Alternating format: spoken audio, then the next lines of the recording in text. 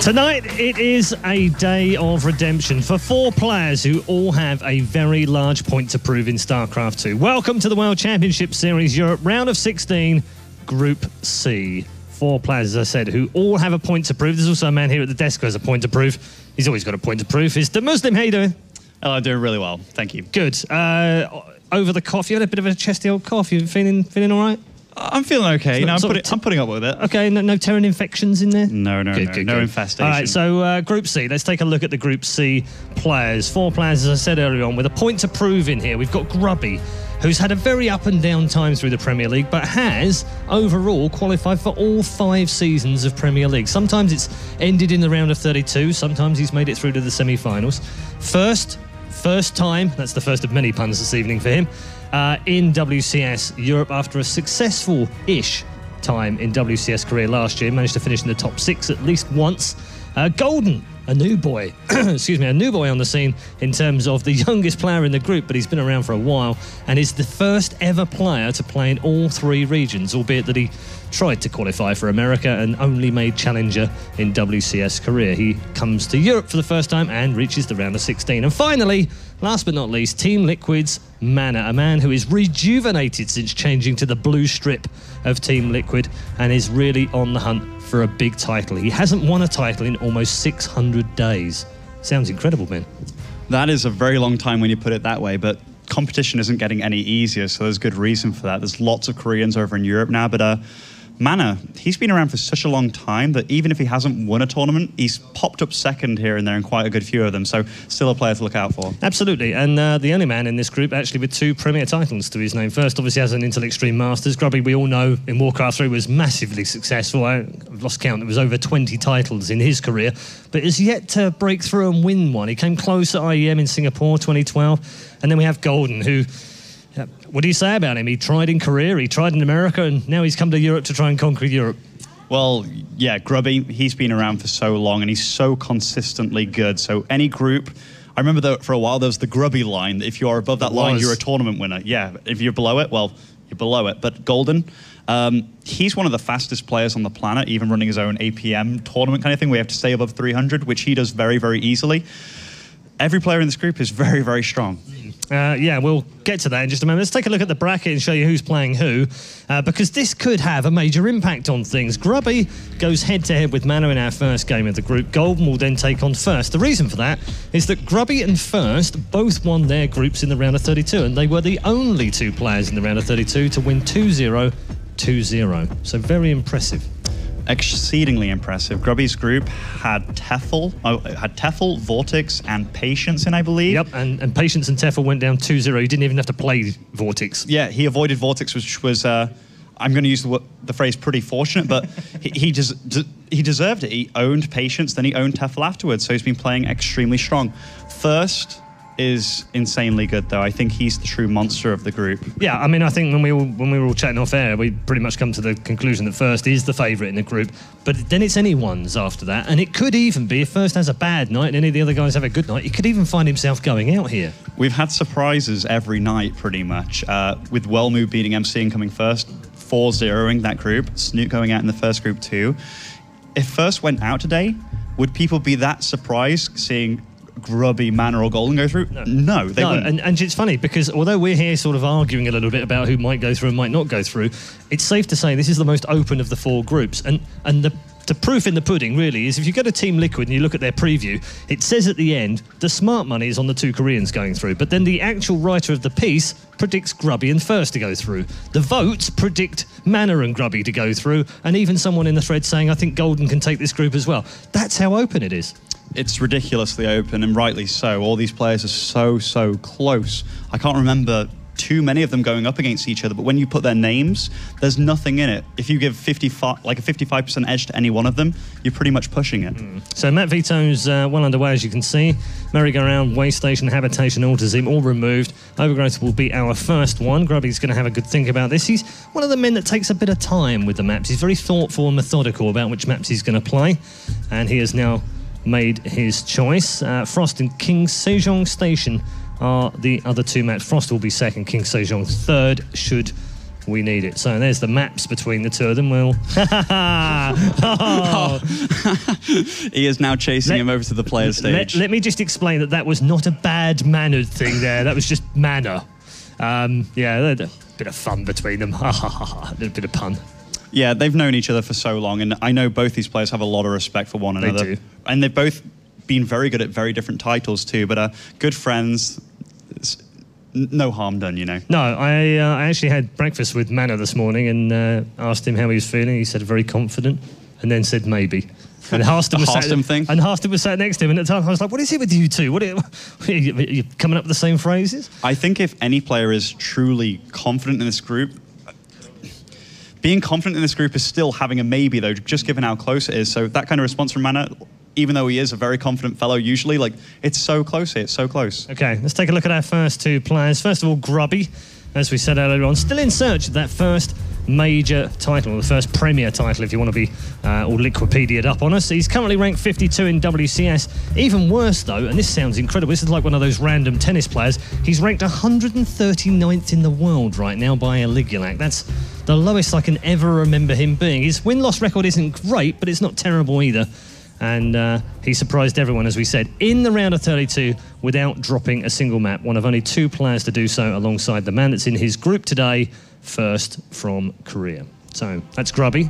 His statistics, 5 and 5 so far in 2014 WCS, reached round of 32 and round of 16 last season, but was very disappointing in the round of 16 in season 1. He'll want to make sure that one is taken away. But his versus Protoss matches, 4 and 9. Ben, that's not great because he's in a big Protoss group.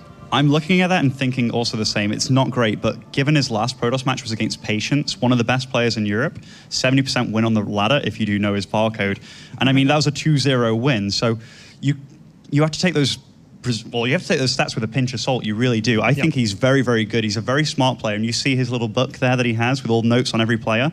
PvP is a lot about build orders. And if he knows and he can get an edge in that way, doesn't matter how bad your PvP is, you can pull out some big upsets. I also saw someone making a mention the fact that Grubby doesn't beat Koreans, and I thought, well, that sounds a bit odd to me because I'm pretty sure he's done okay against Koreans. I went back over his results. Just in WCS matches in the Premier League, he has beaten 5 different Koreans. Jack G, MC amongst them. MVP has also gone down, and Patience, as you said in the last round. So I think that's complete rubbish. He's well capable of beating top Koreans. One of the things that Grubby has is experience, and in Warcraft 3, Koreans weren't the overwhelming force they were in StarCraft. So going up against a Korean, he doesn't truly have that fear with him. He has great respect for them, and so he can go up against a Korean as if it's anybody else. Grubby's so consistent all round that you'll never see him play badly just because of who his opponent is. So that's something that he has majorly on his side here. Okay, let's turn our attention to MaNa, the Polish superstar. As we said, back in 2011 and 2012, this man was as hot as it got in terms of European Protoss players. In fact, European players, full stop. He was considered to be the best non-Korean in the world for a little while, and yet somehow has lost his way. His record at the moment in WCS, 27-31, not good at all, and 50th right now in the WCS rankings. Has got a lot of ground to make up, but this is, I guess, where things have changed for him. When you look back 2012, he won a DreamHack Summer, he won Electronic Sports World Cup, there was an Intel Extreme Masters at the World Championship, he was top 8 as well. Pathetic results, all of them, and yet somehow hasn't done that well since, but having some fun with the camera.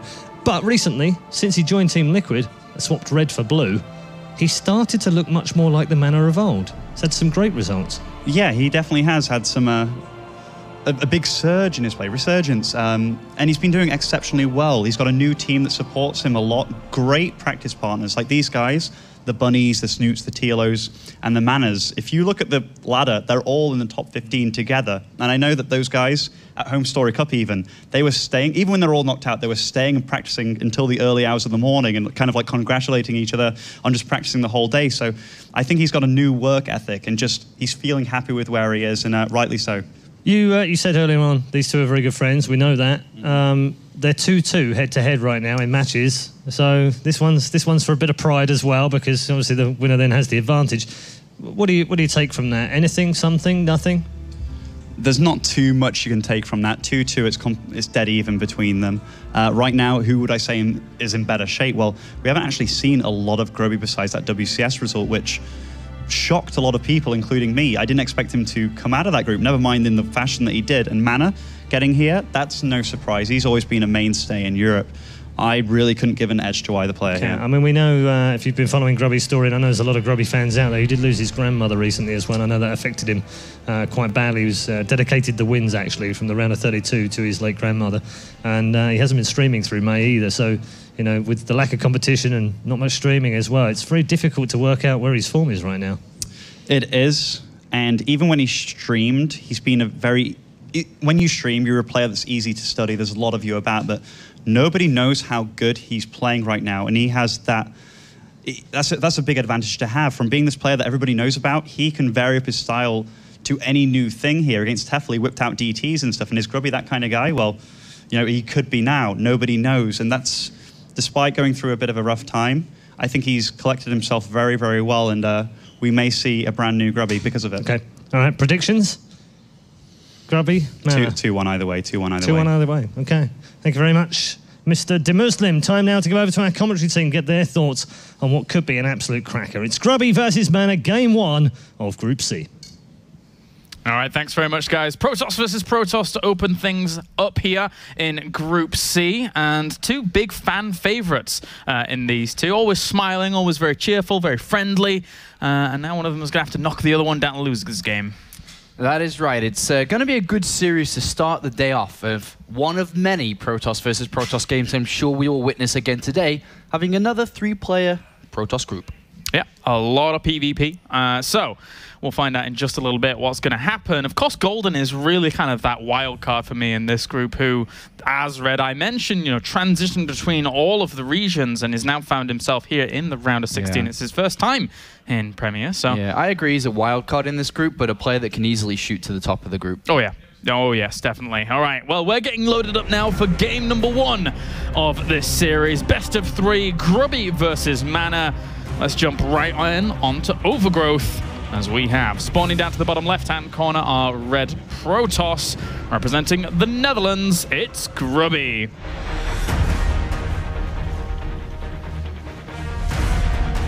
And up to the top right, we have our blue Protoss. Representing Team Liquid in true fashion with the right colors, it's MaNa.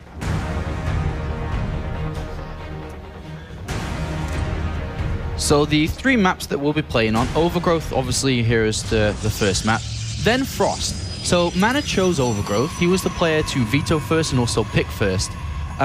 Grubby took his time to pick the second map, which is Frost, but he could have chosen King Sejong Station as the second map. Yeah. And he took about 20 seconds or so to really think about which to have the second map. So maybe something for you to think about when it comes to Grubby's planning for the series. And the way that you should look at maps in Protoss versus Protoss is the first map's a 2-player map. He had the choice to make another 2-player map happen in map number 2, or change it over to a 4-player map. He didn't want to play two-player maps in a row.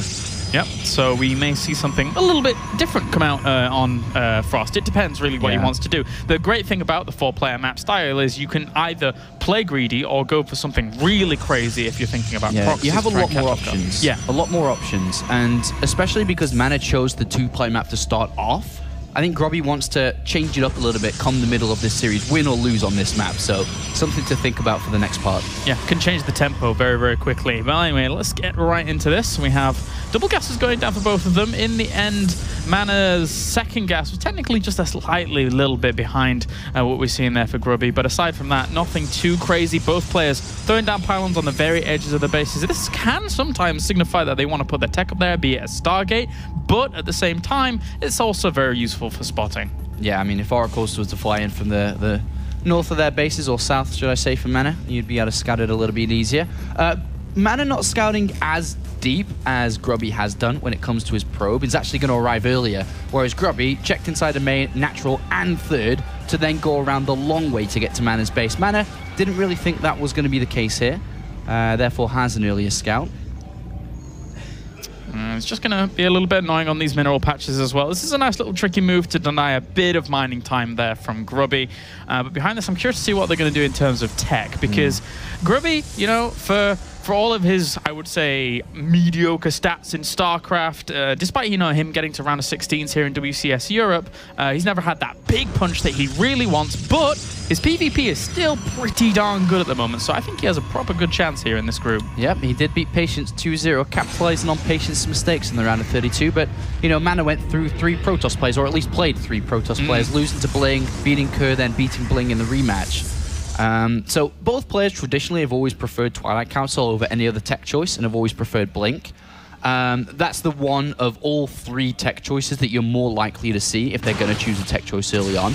But it's a Stalker, then a Sentry. So with a Stalker Sentry, we probably are just going to see, not command centers, obviously, Nexus builds here. Yeah. So 1 gate Nexus for both. So kind of like a gentlemanly agreement here of just going into the bit more macro. As you can see, supplies dead even, build absolutely identical pretty much on either side of things. So despite neither player really seeing huge amounts, they will fall into this very similar style for now. Yeah, it would be really cool if they can know what's going on. But remember, in a game of StarCraft 2, information is everything.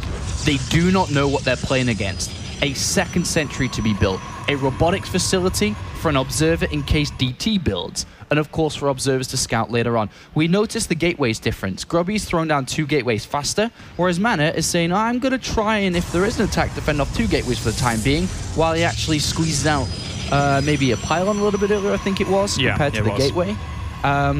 So overall, Grubby a little bit safer overall. He's been scouting frantically with a Stalker, but as frantically as that Stalker was scouting around, he's actually allowed a probe of MaNa to go spot the Nexus. So MaNa actually is the one who gets the information faster, therefore finds himself in a better position. Yeah, that's true. He can now react to that accordingly and play, maybe continue on with that greed that, in essence, he had going there. Now he has the double probes in production behind all of that. He's going to be focusing on that quite heavily. Grubby throwing a pylon down up to the top left. This doesn't have to be aggression right now, but it's useful to be there later on. Yeah, he'll use it later on for sure. The probe is going to get stopped, and so he has no idea what's going on. He actually chrono boosted out an Immortal really fast in case there was an attack and didn't get observers.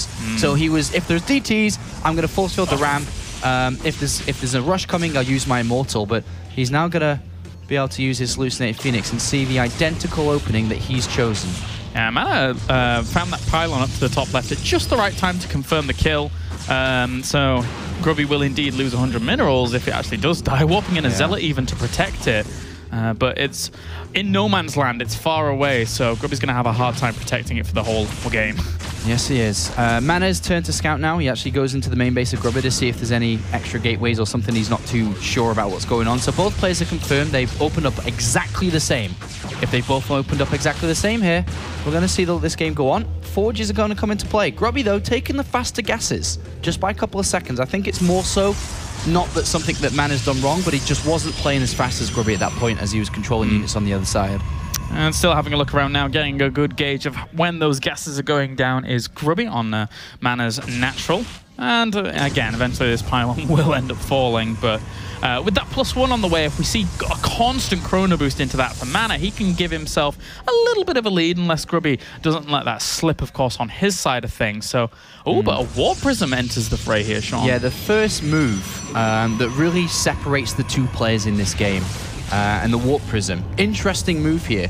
I think we might see the 2 Immortals picked up. This is an older style that was very common, more so in Wings of Liberty, when robotics facilities were the thing to use.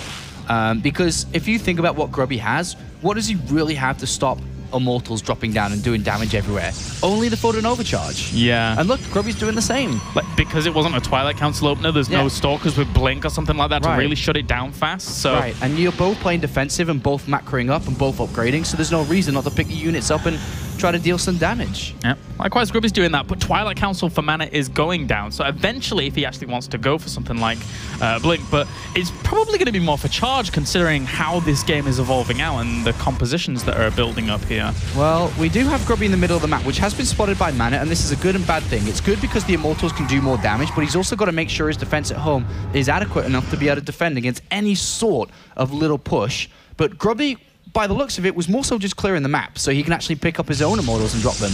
But this is actually going to lead in favor of MaNa. He's doing this faster. It was his decision first to do. Yeah, almost everything was faster with that now. Although that was a very, very quick reaction in terms of the warp in. So Grubby does force these immortals to dance around a little bit more in that warp prism. Well, now it's up to both players to multitask. Who can do this better? So far, MaNa's leading. But grabs himself Stalker. Nice. Stalker was a good pickup. Gets himself a pylon in trade, but and also, hey, Grubby started +2 weapons a little bit quicker than MaNa here, whilst MaNa was a bit preoccupied. And wow, actually, MaNa's gas and minerals have banked up quite a bit here. Yeah, he's pylon blocked and he can't spend it. He's focusing on this.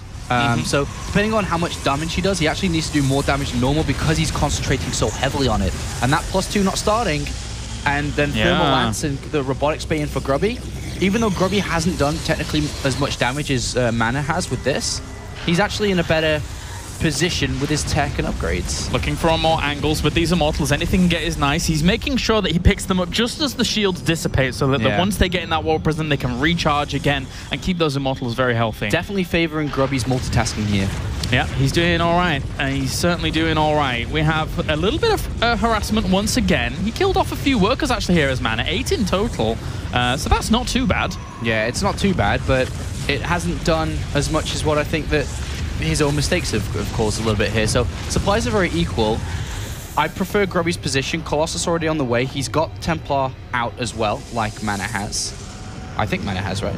I think yeah. So like MaNa has. Yep. And he's going to take a third base. So I think this is a good position for Grubby. We have 6 High Templars actually on the field here for MaNa, so he can go into those Archons, and he is doing now. So 3 Archons will be morphed in just a second. The one thing that's funny in these games is that both players have full information of each other. Yeah. The one thing they might not quite have is the army value, because obviously this isn't, the warp prism isn't going to just go straight into each other's army. But everything else they should know. Well, fully enough, I was talking to MaNa yesterday about that kind of thing in PvP. Late game or mid to late game PvP, you always know what's going on. And MaNa wasn't too pleased, about this idea, because he never felt that if he was a little bit behind from the very beginning, he could ever catch up, because his opponent always knew what was going on. Thankfully for him, it's kind of still in balance here as this continues out. But he has 5 gateways finishing up, and without a third base currently, he's got quite a strong army. He's thrown a lot of his resources into army. So he's going to move across the map with 5, 6 Immortals, 5, 6 Archons. It's a big army. But Grubby does have 3 Colossus, and with a good time warp here... It's all about the time warps. It absolutely is all about the time warps. Does Grubby have a High Templar? Oh, he does for feedback. He gets it. Oh, beautiful. Very, very important here with an army like Grubby's. So they're both going to go back now and probably run to Grubby's third, and that's where the fight will take place, unless Grubby just wants to give it up. The Warp Prism is there to distract more so MaNa can get the kill of that third base. It might work. Yeah, that third base is going to be very difficult to hold on to. So that is going to be sacrificed at this point, whilst a few Zealots tried to go into the mineral line there. Oh. That's all right. I like this, though, because if you're the Immortal Archon player, 2 base versus 2 base, you're losing versus the Colossus player. The third base just gets reset at this point. I prefer this for Grubby because the Colossus, the longer the game gets, the stronger they become. So there has to be either a big timing from MaNa or a switch up towards Stargate and Fleet Beacon. But currently, both on 2 bases, about to take the third. I think Grubby's okay, and especially considering he's got a bit of a lead when it comes to that +3 timing as well. Yeah, you're entirely right. And on 2 bases, how do you realistically get up to Fleet Beacon and Stargate? It's just very, very difficult. You need a big window to really do that here for MaNa. Technically, supplies are pretty darn even here, but again, it's about the quality and tools that these players have available to them, which right now, without brilliant time warps by MaNa and fighting in a pretty open area, Grubby will win out. Yeah, the 4 Colossus are going to deal out so much damage, and as long as Grubby has enough Archons with his army, he's going to be able to buffer enough time for the Colossus to deal out the damage, despite his opponent having a higher Immortal count. Here comes another Zealot drop right into that mineral line. A good warp-in, actually. All of those have... Oh, wait. Okay, so it's from both players there. They warped in at exactly the same time to contest with one another, but MaNa just has the sheer numbers at this point. He does a lot of damage. Yes, he does. Grubby's pro count is severely hit. He's actually going to push forward. But nice position from MaNa. A nice time warp. Yeah, he has to recall out. There was no way he was going to be able to stick along with that. Brilliant move from MaNa. Yeah, that was... I mean, the double position he set up with those two small armies was going to be very hard for Grubby to ever push into. Yeah. As much as Grubby did well with that initial feedback, he lost his Warp Prism to do so, to get the High Templar down. But MaNa's been able to keep his Warp Prism alive, and now has a Dark Shrine finishing up, and his harassment's been fantastic throughout all of the game. He's killed 25 workers, and this isn't going to stop anytime soon with a Dark Shrine going on. So Grubby's going to be tested for a lot longer in this game. It will keep him back from attacking MaNa, which then gives MaNa enough time to either build a larger army or start to think of a way to combat the Colossus, which seems to be building his own. Yeah, thankfully for Grubby, he does continue to replenish the cannons that have either died or not been there in the past in his mineral line, so that's always going to help out a little bit, but the Zealots will try and focus those down and make it even harder for him to fully clean up. The longer the game goes on, the stronger of an army MaNa's going to have, considering the income difference and the fact that he's just thrown down another robotics facility. He's going to equal Grubby's Colossus count, if not rise it above it. Yeah. The harassment from MaNa needs to keep Grubby back right now because Grubby's army is pretty strong. It's definitely strong, so... But he's not coming back. Yeah. So this is bad for MaNa. He needs somehow to get Grubby into a bad fight or buy more time. And this is quite a choke to fight in from. The defender is going to have a really difficult time here with this position. Of course, the Nexus will buffer just a little bit, but again, the Colossi are having a field day. They just poke forwards for a little. Oh, he needs to get out of position for those Time Warps, so that Mothership Core is moving forwards here during all of this. I don't think it has enough energy for the Time Warp MaNa's does just now.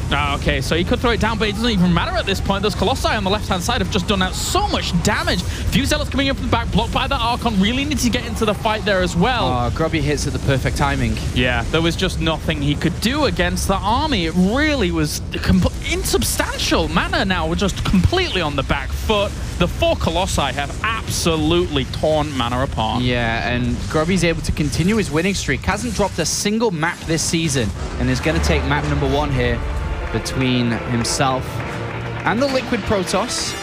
It's a good start from Grubby. Yeah. Definitely very back and forth.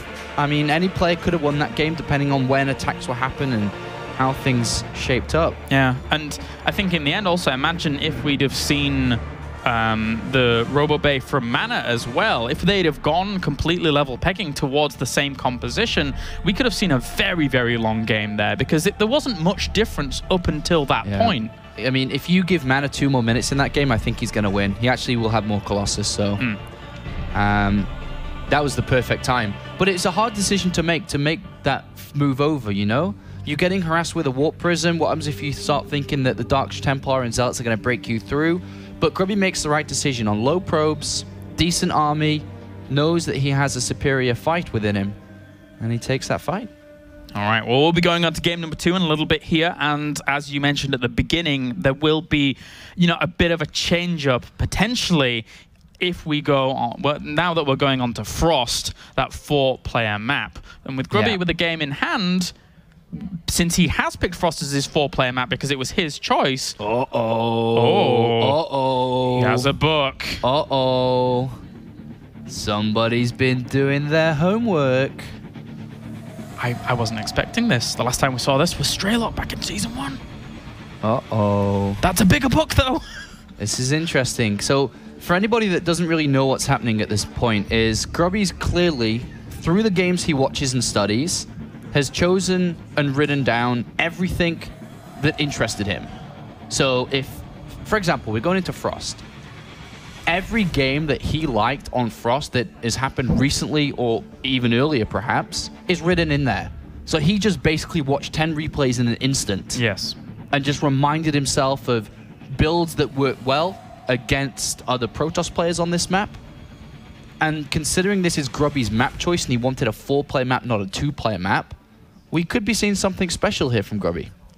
It's actually a really interesting thought because we just don't see that many players bringing these kinds of things to these tournaments. But anyway, that doesn't matter now. Let's get into it. Game number 2, as we have spun down to the bottom left-hand corner, currently leading 1-0 in this series. It is Grubby.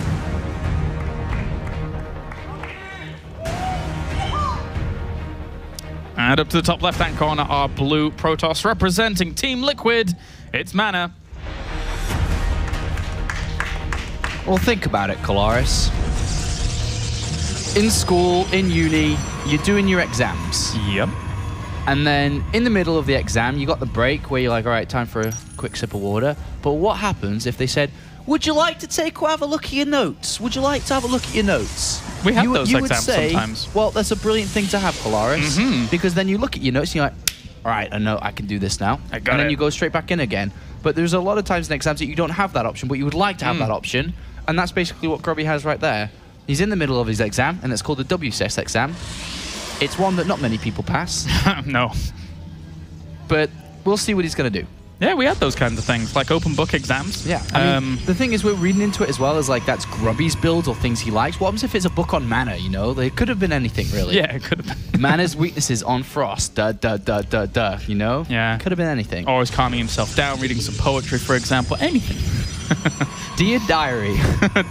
Today, I beat MaNa in the first game. All right. Well, or it's all his former love notes that he's received from Cassandra's extra motivation. Oh, I like this story, Sean. This one's nicer and happier. All right, so. Or, Colaris, it's how to dismantle a nerd in 30 seconds by Grubby. Yeah, he can do that. He can do that quite quickly. Although, hey, to be fair, you know, maybe it's even a little bit longer than that. Maybe it's like how to dismantle him in 20 minutes because he does like to play a lot of long games. So that's true. All right. Identical openings again, and even identical scouting. As you see, both probes entering the base at the same time should hopefully turn back roughly the same time as well. So once again, the gas actually I'm looking at it is slightly in favor of MaNa, just by a tad. Like 30 gas difference. It's the only difference here. Yeah, with the cybernetics course finishing up, eventually we will see what the tech of choice is going to be. Neither player really positioned any pylons at the real extremities of their bases. So, again, this is a 4-player map. You never really know exactly where your opponent's going to be coming from, but normally you would position them on the right-hand side. And actually, Grubby already adjusted now. So, we'll see if he wants to use that later on. A switch up from MaNa. Stargate straight away, which will not be spotted unless the Mothership Core goes for an adventure up, which it looks like it is. And Twilight from Grubby. Grubby will have a Stalker in time to deny the probe, and the Mothership Core may or may not get this scout. I think it might, because the Stalker of... MaNa's Stalker's a little bit late. I'm looking at the energy on the Mothership Core of Grubby. It's 70 currently. It's going to be close, I think. It's a very big scout if he gets this off, by the way. And also going Twilight Council. Whoa. It's a very big scout. Twilight Council as well, though, for both of them. Like, yeah, so it's like an Oracle, I would imagine, from MaNa into a Blink build himself. So deal a lot of damage, then fall back on doing Blink yourself. And then overwhelming your opponent. But Grubby here with his Mothership Core was happy with the knowledge that his opponent hadn't thrown down a Nexus alone. So he's just going for Blink right now. So maybe Grubby wants to play an overall safe build. So this means going up to 3 gateways, then a Robo, then an expansion is one of the safest builds you can do. That's on the Robo during all of this. So I guess he's just really covering his bases from everything, right? I mean, having the Blink come out with Stalkers protects you against this eventually, and then Robo for the Observer. But the problem with this is when you try to cover all angles and your opponent goes for a precise build, and if he executes it properly, you prefer the player who's already dedicated to his complete strategy and is already on the ball to do what he wants to do, compared to Grubby, who seems a little bit more reactionary in this case and is playing it out safer. This Oracle... Where is that probe? There is a photon overcharge, so depending on how much damage this does, obviously helps us for the next part of this game. And at least the Oracle sees absolutely everything that's going on. All the buildings were just in the right location for him. So that's a good start for MaNa at least. So from this point, MaNa, does he dedicate to this push? I think he should. If he falls back to an expansion, that's okay as well, I suppose. But he knows there's no aggressive tools that Grubby can use to MaNa. So it's not like he needs to get a Robo down. Yeah, a 4th gateway. 4 gateways. All right. He's going to dedicate to this. His probe's out in the open. It's down there. The Oracle, I mean, ideally would like to get some damage done somewhere, but I guess he's just forced to put an overcharge out. Yeah. Grubby needs to sniff this out quickly and then start that immortal production. Oh, hey, this is, well, yeah. He's got no idea yet what's going on. He hasn't spotted... He only spotted the natural Nexus missing. He's just about going to miss that probe and pylon too. That's annoying for him. And that probe on the right-hand side went all the way around the map, so it might not even spot the army as it comes down. Uh-oh. He's only got one stalker here. He's going to have to warp in another one. And he really doesn't have that many units at all in this location. He will eventually grab it with Blink. Grubby's out in the open with 4 stalkers because he wants to scout, but he's going to run into about twice as many. And then the counterattack possibility. If Grubby loses a stalker here, he needs to build immortals. He needs not to lose these stalkers, otherwise MaNa's going to tie this up. 1 hit, and that's a big hit, and he will kill it. Yeah, continues the pursuit as well. Oh man, Grubby's in so much trouble. Yeah, he needs to blink as soon as that comes off cooldown. Needs to get out of there very fast. Both of them instantly realizing they have to. He found the pylon, but he's not going to be able to kill it in time. No, he has to retreat out of there. Oh. Getting on top of those 2 stalkers is a big, big deal. And he had to cancel the Nexus. There was no way he was going to hold it. And it's going to be difficult to even hold this with the amount of stalkers that are here. He might be able to hold 1 base, but he's got to get another sentry out. He's got a force field again. I guess, no, he can let them up. He can photon overcharge and buy time for immortals here. But MaNa's going to be going for this, man. He's not going to take this slide. He'll jump on that immortal. Yeah, go, Tiger, go! Gonna grab that one. That falls down very fast, even in the photon overcharge range, and needs to pull back with a few of these. Unfortunately, didn't have defensive blink to save a few, but in the end, he still has massive amounts of stalkers in comparison. Yeah, and the Robo's coming in for MaNa just in case there's a random DT that comes in and kills him, because he knows he's got this game. Yeah. MaNa's played this out well. Very decisive with his build. Grubby was a little bit reactionary here and got hurt because he played a reactionary style that didn't get any info, and therefore was left with no knowledge of what to do. And he couldn't prepare in time for this. Looking for the best opportunities as well. If you can't go into photon overcharge range, just start shooting the buildings on the very edges of that range. Ready? And here come the probes. Charge! You're going to have to try and do a lot of work here, guys, because that's a lot of stalkers that are in prime position also to just blink down onto the low ground if they need it. GG. Game number 2 goes to MaNa. He ties up the series 1-1. And he doesn't just roll over after game number 1 didn't go his way. He puts up a good fight there. Very clean, well-executed build and strategy from MaNa. And unfortunately for Grubby, lacking information once again in the WCS, ends up killing ya. Good reactions, good anticipation in the end by MaNa to acknowledge just the position that Grubby was in overall. So really impressive to see that in this first series. And King Sejong Station will be our next map. Oh, that's so funny. You know the picture of Grubby's water? Yeah. There was a guy that tweeted me saying that's the stuff the guys on Space Jam were drinking. That's so funny. That's really funny. That's a good tweet. I retweeted that. That is a good tweet. That is very funny. It didn't even come to my head. Oh. To the book. Look, zoom in, camera guy. Zoom in. Zoom in. Do it. Can you zoom in? He like turns the page away. He's like, no, they're my notes. It is angled in that kind of way. Ooh, ooh. It's a poem. Look. You can imagine Grubby turning around and saying, "Oi, oi, cheeky, oi, don't be stealing my builds." Yeah, but Thought coming in here for Grubby. I do like this though. I think this is a good thing to do. I mean, like I said, there's many different things this could be. Poems from Cassandra, information on his opponent, on the maps, the stuff he's liked in the past, especially because there's so much StarCraft right now.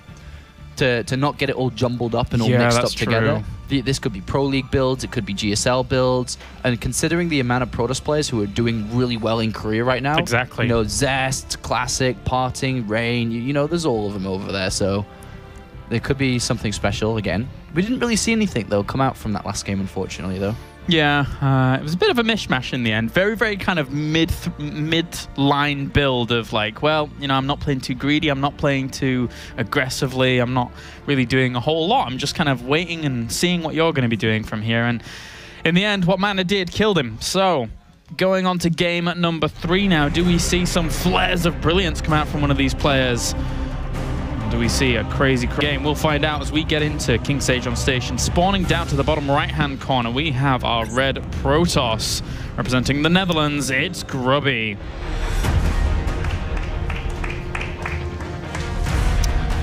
And up to the top left, we have our blue Protoss. Representing Team Liquid, it's MaNa.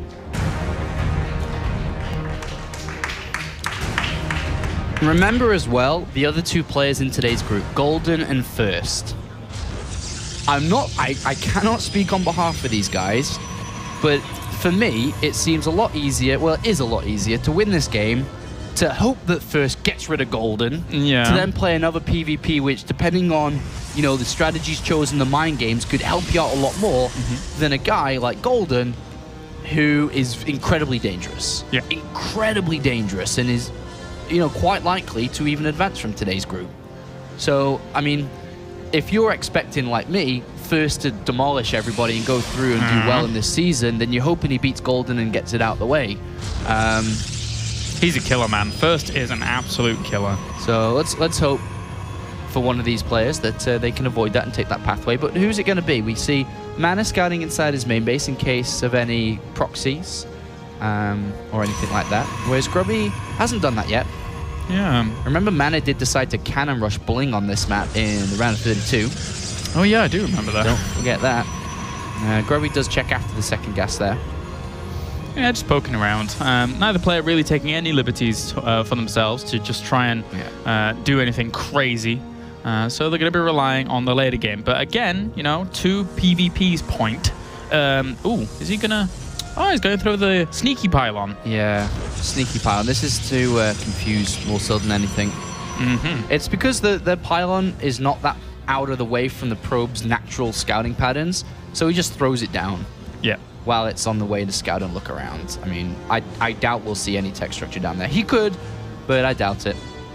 Yeah, that it would be very, very rare that MaNa would ever check down in that angle either. So, you know, he's now going to go up there. He's going to see the lack of a second pylon and be like, wait a minute. Yeah. What's going on? Could that probe have now disappeared, put a pylon down and place a structure with it, or get him ready to place a structure with it? It's a small little thing. He's going to have a look around for a bit. Leave a probe trailing on this other one, actually, so make it a little bit harder for him to fully just stick around and see exactly what's going on, or be annoying at the back of those mineral lines, for example. If MaNa goes behind the mineral lines and actually sees the Stalker and Warp Gate research being made at the same time, when all 3 things are used, when the Stalker or a unit, Warp Gate research, and Mothership cores all being used, you actually know there's no proxy because that's too much gas. Yeah, too much. That is being spent in comparison to if it was being spent on a tech structure. Grubby always trying to hide a little probe in that base, but MaNa's well aware of it, does spot that with his Mothership core, and will shoo it out of there for just a second. It's a kill. Yeah. So I wonder if MaNa's going to play the same build.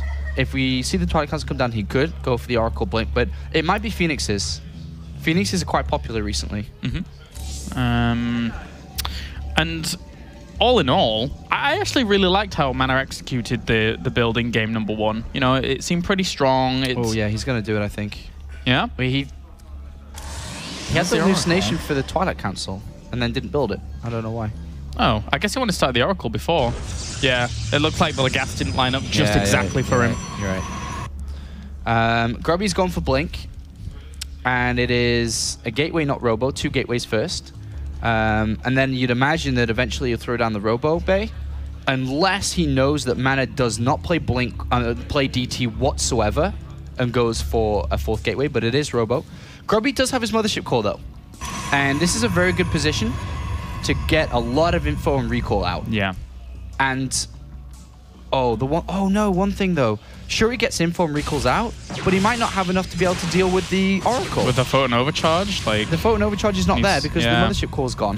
He has 2 Stalkers, and Grubby's pulling them out of position. I mean, MaNa's pulling them out of position. Yeah, it's very wise. Very, very good control as well. He sees that it's pretty much exactly the same build, and even sees a 4th gateway go down right underneath it. Yeah. The Oracle flies in. Grubby has all the information he needs, but can he execute correctly against this? 6 kills, and the Oracle survives. That's quite annoying. The probe difference isn't that big between them. It's only 2 difference. Yeah. But still, that's Chrono Boost into the Nexus, which could have been in the Twilight Council. Could have been into an Immortal. But yes, Grubby did spot the 4 gateways. You're right there, he did call that. Immortal production must begin. At least he's in a better position than last game, in fact that he knows what's happening. Exactly, yeah. But I don't think we'll see MaNa commit heavily to this, unless he gets more damage with this Oracle. I think Grubby's in better position than last time. I mean, the way he threw down the 4th gateway, right underneath the mothership core. You could almost just, you know, say that MaNa, you know, if he does now just go straight into the Nexus, just kind of mind games his opponent. But there's no extra probes in production. There's no Nexus just yet. Remember, Grubby doesn't know if the Nexus is there or not, so he could have, you know, just put the Nexus down off 4 gateways, and then Grubby, the longer he didn't put his own Nexus down, would get further behind. So the observer in the center of the map is quite important. Yeah. Because it will show Nexus or no Nexus. Grubby needs to be building an Immortal. Like, it's quite simple. Immortals kill Stalkers.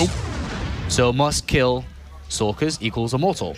Yeah, I think he is going to expand. He sees the probe. Dark Shrine. Whoa. That's really quite late and unexpected. And it's going to hit at such a time where Grubby's... No, MaNa's just going to be like, what? What? Well, you chose to do this so late? Wait a minute. There's an observer that is looking for detection. Yeah, and he doesn't see it. He doesn't see any. This is a ballsy play. MaNa needs the Robo down. There it is. But if his units are out of position, the Immortal does start. And that's the reason why he didn't get the Immortal, obviously, because he wanted the Dark Shrine to come in. But this could work out well for Grubby. Even though his Nexus is later, if he kills more probes than the DT's worth, and he lowers the probe count to be lower than his actual own, then... Yeah, all right. Okay, so Nexus is going to go down for Grubby during all of this as well. And he does have, you know, quite a solid setup of defense with that Immortal, so he's okay for now. Yeah. Can these DTs really do anything? Oh, the probe! Spots the pylon! Oh, that's a nice start. That's pretty big. Yeah. That's pretty big. Swaps him very close to that Dark Templar. There's an Observer already on the way. Yeah, an Observer already on the way here, and this shouldn't work. I mean, there's no probes on the natural at all. MaNa has a quick look down the bottom of his ramp, sees the DT. Well, I say that, and he walks right past it. No. It could get a sentry. Get the sentry. All right. Oh, Is that all he's going to get? I guess he didn't realize. But he's not going to get any probe kills, which is the goal of this, by the way. Yeah. Trying to block as well here is MaNa, trying to kind of pen him in. Oh, you have been herded, Dark Templar. Oh. Poor little guy. Stalker, yeah, blink out. Block, block. Well done, MaNa. Well done. Well played. Yeah, nice move. So the game continues on. MaNa with the faster Nexus here does have the option to go into more Chrono Boost earlier. And obviously probe production a little bit sooner, but it's really not that different. I remember that Grubby has 2 Immortals to his opponent who has 0. It's a lot of firepower behind those. Oh, gets an Observer. That's a nice start actually for Grubby, because he could warp a Dark Templar into this fight. Surprise! And he gets a Stalker for his troubles as well. There's no way MaNa can't push out with an Observer. Neither of them can really push, to be honest. They both got very similar amounts. Both can warp in defensively. They both take the gases on the natural. So here comes the next part. Do we see straight up to Robotics Bay? Or do we see more gateways? So are we not switching tech here? I think for MaNa, we don't go Robo Bay. Yeah. That assumption is based purely on the fact that his Robo facility is all the way at the back of the mineral line. So it's kind of... It's really, really far for Colossi to walk. That's my assumption there. When I first saw that, but... Well, I guess Immortals have got to walk far too, right? Yeah, they do. They're kind of slow as well. Trundling little guys. Yeah, could be. No damage. Run away. Grubby's got 3 extra gateways, so his army count currently is just a little bit behind MaNa's, but can start to climb up quite fast, obviously, having double the production his opponent, 6-3. But he does throw down the Robo Bay. Neither of them have really had good scouting information until recently, I suppose, or until just now. Both have observers, both have enough energy for not Photon Overcharge, sorry, Hallucinating Phoenix. And in the end, my assumption was rubbish. So we have Robo Bay for both of them, as MaNa now looks to find an angle and finds that pylon all the while that was hidden at the beginning. So that's a nice pickup for him, at least, with +2 started very quickly, and he did blink out of there, so he doesn't have to blink to jump out with that. So a few Stalkers for his troubles. Grubby definitely punished there. That was... MaNa trying to get a bit of damage done with some units, but ended up losing more than he got dealt. And is this an opportunity for Grubby? He's warped 3 Stalkers over the other side of the map to try and catch these. Interesting. He may be able to catch these. Yeah, do some damage to them. But on the retreat out, he's going to get himself 1 Stalker lost with the second. Okay, that wasn't the best. Yeah, he lost 2 Stalkers there. So, cool idea, but didn't quite work. So the game goes on. Both players, Colossus +2. You'll probably see third bases coming next because the opportunities for attacking is very low. Yeah. Grubby's setting up to do that, though. I mean, I don't think it's going to work. He has a look with Hallucinated Phoenix. How many immortals does he have? 3? Oh, 4 against 3. Yeah, the Photon Overcharge. It's too much. Maybe with a couple of force fields, maybe you can do something here, but it's very unlikely. Yeah, too small an army, too small, especially if the Zealots for MaNa were to get to the front there and buffer, because those Immortals and Stalkers will be doing nothing to them. So very, very difficult there for Grubby to break. Third place down by Grubby, spotted immediately by MaNa, who retaliates by putting 3 extra gateways down, but should be taking a third.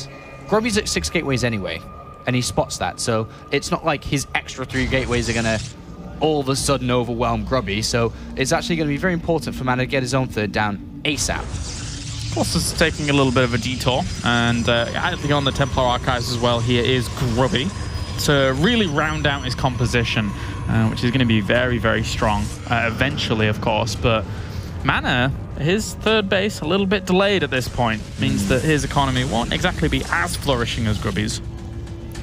Grubby's decided to get the Templar Archives in now.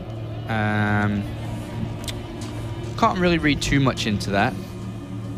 Obviously, getting Templar Archives into his army dramatically increases his army strength. Just because they're overall stronger because they're not going to die as fast. I mean, even if it's not just Archons, a single High Templar is worth its weight in gold. Right, that as well.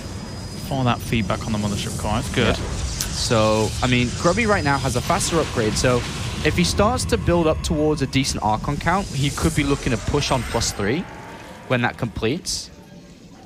It is a little bit harder for him to know if he does have that lead of +3 over +2. But either way, the game is in favor of Grubby by a little bit.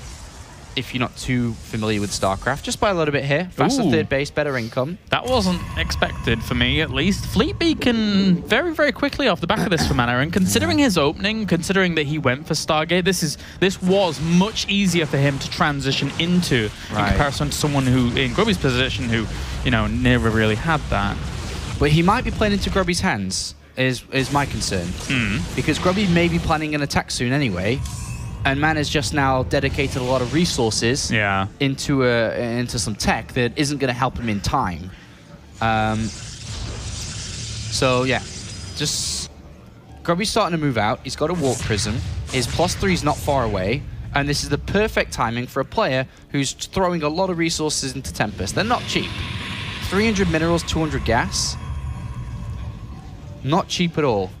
And the Hallucinated Phoenix for MaNa didn't see the army position, so they were looking around for it near the third base as well. Like, where is your army? Because overall, Grubby's done a really good job of scooting down that left-hand side, and he's still like, MaNa's still in the dark as to where his army is. Yeah. Up until now. Where he loses some free Stalkers, so that was already a good trade for Grubby. All right, this attack is very powerful for Grubby right now, especially if he hits that feedback on that Mothership core, which the Warp Prism's being used for here. He's having a scout with the Hallucinated Phoenix. Should get stopped.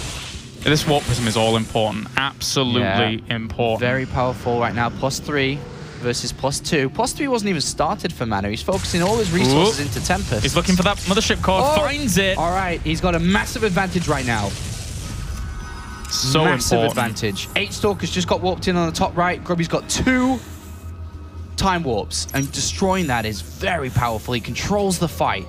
But remember, 2 Tempests are out. He is starting to rise up that Tempest count to beat these Colossus. He loads up Zealots in the Warp Prism as well here. Now he can either use those to go for harass, or if he actually finds a way into the fight, he could actually drop them around Colossi to annoy him. Last warp in, last Archon, and it's time to go. Here we go.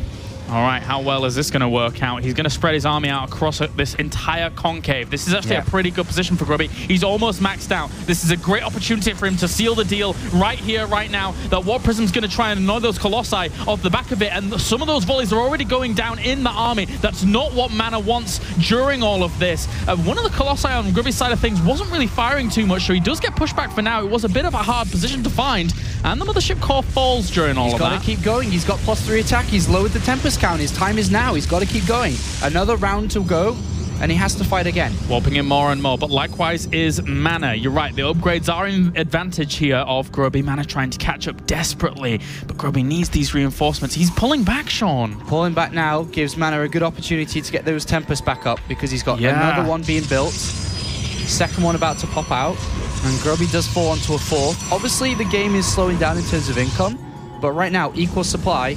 And with MaNa getting his +3 attack back up, he's starting to gain ground in this game. Grubby didn't want to charge into that again. And Grubby's trying to go for a Stargate, but at this point, quality of army for MaNa, I can't help but feel falls in favor of him. He's got the Colossi numbers. He's gonna have Tempest numbers if he just continues this on. Yeah. It's a hard call, and at the end of the day, if Grubby did charge in again, he could have lost, which he didn't want to do. Obviously being down a little bit in Colossus, but could have been the best opportunity to knock MaNa down, but he's left that and is going to try a different angle. But now there's 3 Tempests out, which is quite scary here into these Colossus. Grubby's going to try and go up to his own Tempests eventually in this game. I wouldn't be surprised to see a second Stargate, to be honest, but he'd have to add it if he wants to catch up, that's for sure. These Zealots trying to go for some harassment, but in the end really don't do anything. And he's moving his entire army over to the left-hand side, which was instantly spotted by MaNa as well, who is closing the gap in terms of the army supply.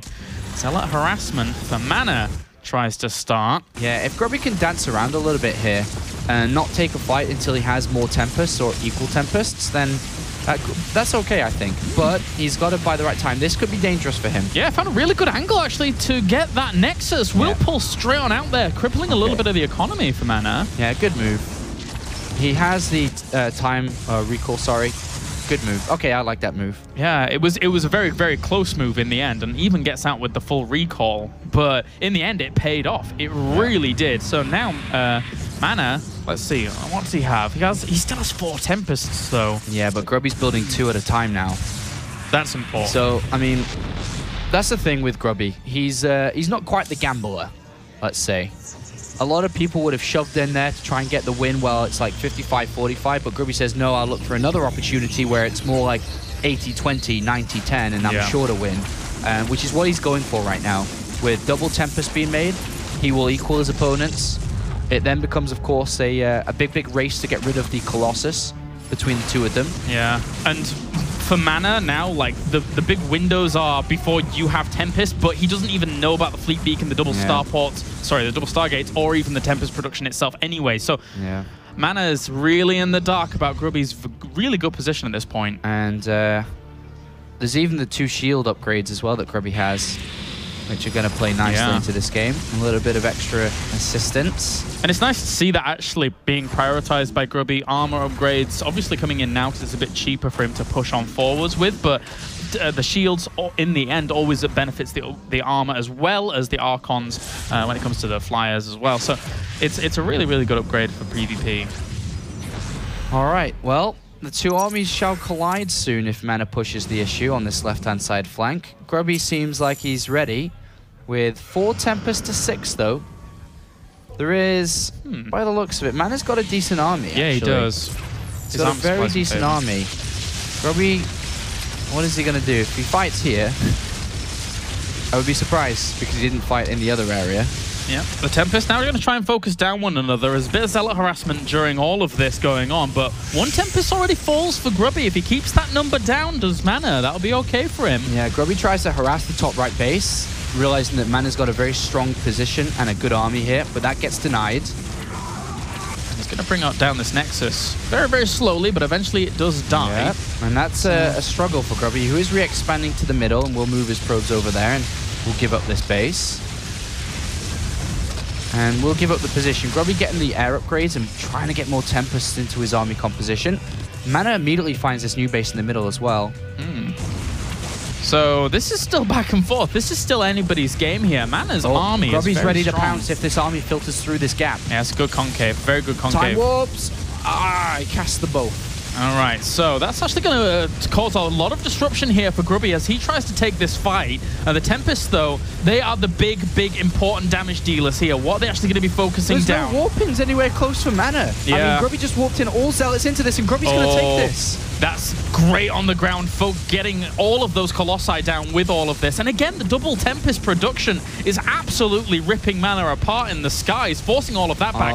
Archon's under those Tempests as well. Yes, he got a base in the middle, but can he contend with Grubby's army from here?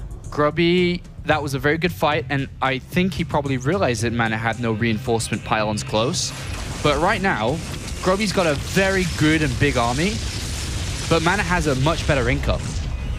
Can he replenish? He has to move now. This is his time. He's got 4 Archons, 4 Immortals, but 25 Zealots. That's a lot of Zealots. Wait. Okay, so we have... That's a lot of Zealots. Wait, there's no Colossi at all? No, there's only these 2 Archons. There's okay, this could get really scary. This is getting a little bit sticky. And with the income that MaNa has, it's only going to get worse. Those Zealots are going to absolutely rip up this army if he continues on. Oh my god. That one Archon at the front, actually leading the charge, and then all of a sudden he realizes there's an absolute fleet of All right, there's a recall units. in 5 energy. He needs to get out of there. He's going to lose everything if he doesn't. He's got to recall the Mothership Core. It's gone. Uh-oh. All right. And now he's trapped. He is going to be trapped. He's going to have to try and kite back against this. The Archons, if they continue to pound away at those Tempests as well, they need to prioritize the damage, and indeed they do. GG. MaNa is able to take the game really back and forth, and wow, some crazy engagements in the end, but MaNa prevails. That was a very back and forth game. Lots of action, lots of different edges given to the different 2, but it is MaNa who is able to prevail and move through to the winner's match. But that means Grubby, after losing his first hit, does go down to the lower bracket of today, and will have to face off against the loser of either first or golden. It's a very difficult task. Yeah, and as you were alluding to earlier, I think it would always be in these players' best interests to play against, even if it's just the winner of those players, because at least then you get that second chance afterwards of staying alive in this group in the round of 16 of WCS Europe. And well, Grubby is going to have a tall task ahead of him, and MaNa looking pretty good so far in PvP.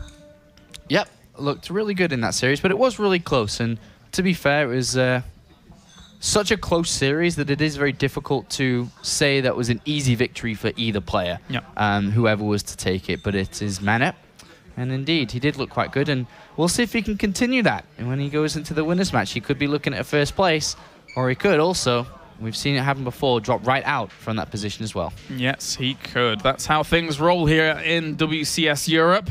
So we finish our first series. Obviously, a lot more to come. Our next one's actually going to be Korean versus Korean, which is going to be an absolute belter. I'm looking forward to that one. But for now, we can hear from our winner of our first series, Mr. Liquid MaNa. Indeed, with Liquid MaNa, congratulations, great job in the end. Very tough match against a great competitor, obviously great friends with you as well. It's always difficult playing a good friend. Talk us through the first map though, because that didn't go very well. To be honest, I don't really remember the first map now. Let me think of it. I think it was Overgrowth, right? Yeah, I was like, yeah, I think it was a decent game for me. I was in a great position, but he scouted in time that I was reproducing Colossus. And in PvP, if you commit to harassment a lot, like I did, and I did a lot of damage, it doesn't matter, as long as the main army stays for Grubby, and it stayed strong. And I was trying to match his big army with Colossus, but he was just attacking on time. So just good time, very good timing by him. Yeah, and then second map, same sort of harassment again from you, but that time it paid off. What was the difference? The difference was he was playing it safe and more economical, while I was doing an all-in. And of course, if we both play Blink Stalkers, the one with more Blink Stalkers will win usually. It also depends on the micro, but he was caught off guard a couple of times. I sniped a couple of his Stalkers while he was retreating, so that was very good for me. And then match 3, terrific game, but crazy game at the same time. What was going through your mind? Was there any point where you thought, oh God, this isn't working? Actually, I was afraid that the timing attack he was doing before I had enough of Tempest to snipe his Colossi, he would kill me there, but his flank was not really well prepared, I have to say. I could defend with whole my army while his army was not attacking all the time.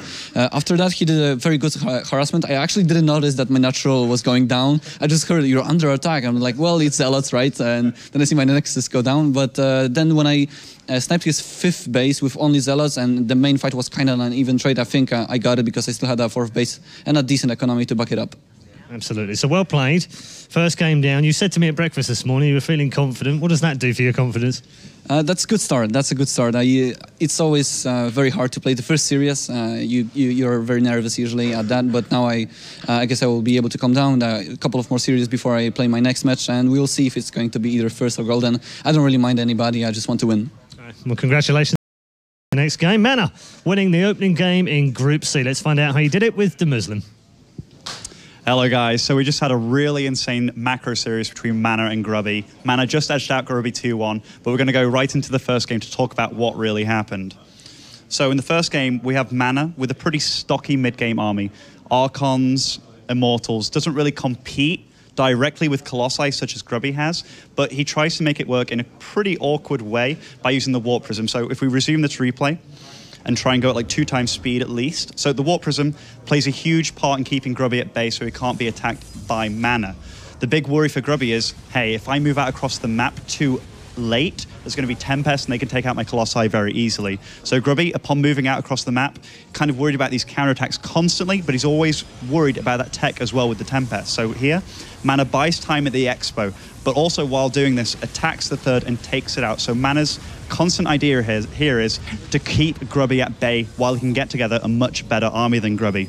Unfortunately for him, if we skip ahead in this game, Warp Prism Harass continues to develop throughout this game. MaNa's economy is going quite a bit stronger than Grubby's at this point in time. And later on, constant Zealot Warpins. And if we look at the income tab, bring that up, Funker, 51 to 36, and Grubby again called back. So MaNa's plan of action is working out really well. Unfortunately for MaNa, if we go to the production tab here, starts trying to get Colossi. It's a little bit too late and doesn't get out enough of them. I mean, a Tempest switch would have been great too, ideally, but Grubby never gave him the time. And here in this fight, puts down a nice, great time stop here, and then uses the Colossi to poke forward constantly. And here, MaNa's just forced into a fight that he never wants to take. Moves back the Colossi, they're constantly dealing damage. A nice wall of Archons against the Immortals, and the Immortals, they're trying to keep or creep forward here, but Grubby just takes a magnificent fight, and with this fight, wins the game despite having an inferior economy. So great play by both of them, and that was it for the analysis of this game. Thanks very much to Muslim. Yes, nicely broken down there. MaNa winning 2-1 in our opening game here in Group C. We're going to take a quick break now. When we come back, though, it's Golden versus First. Don't forget, you can always check out all the results and the live stream at starcraft2.com/WCS. And also, make sure you're following them officially at StarCraft on Twitter, also on Facebook as well. We'll be right back with game number 2 in Group C, which is the Korean going through to face MaNa. We'll find out soon.